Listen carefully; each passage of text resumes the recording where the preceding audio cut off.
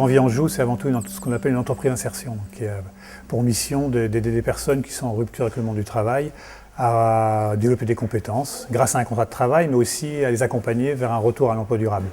Et on a une principale activité qui est la récupération, la rénovation et la revente sous garantie d'appareils électroménagers.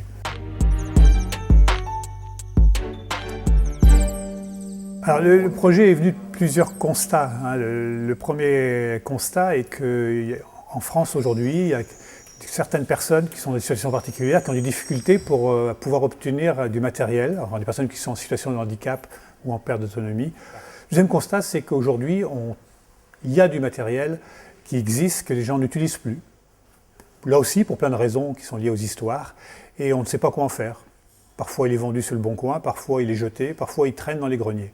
Et Envie s'est dit, mais pourquoi pas relier ces deux logiques?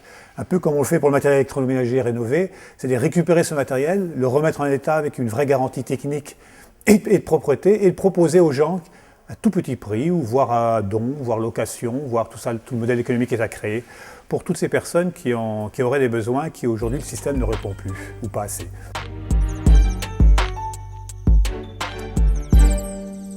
Avant d'avoir une vraie dimension d'activité, il est important aujourd'hui de vérifier plein de choses. Et la seule façon de les vérifier, c'est de commencer. Alors vérifier quoi? Vérifier est-ce qu'il y a suffisamment de matériel, est-ce qu'on peut en récupérer suffisamment pour remettre en état de qualité, mais est-ce qu'il y a aussi un vrai besoin, même si on a fait des enquêtes, qu'on a été voir beaucoup d'EHPAD, il semble qu'il y ait un besoin, que les associations nous l'expriment, mais il faut le vérifier concrètement. Est-ce qu'on va mettre sur le marché sera de qualité?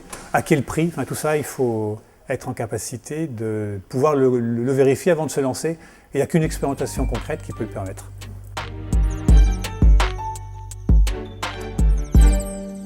Ça fait 1 an et demi à 2 ans qu'on travaille ce projet avec les différents partenaires. Et aujourd'hui, on passe dans la phase expérimentale. Et passer en phase expérimentale, c'est très concret, donc je vais faire très simple. Il faut louer un bâtiment, il faut se former, il faut commencer à mettre l'activité en place. Et ça demande des fonds. Alors Envie va mettre ses propres fonds, on va aller chercher des fonds ailleurs, mais sans ce coup de pouce de départ, une structure comme la nôtre pourrait peut-être ne pas arriver à lancer l'activité.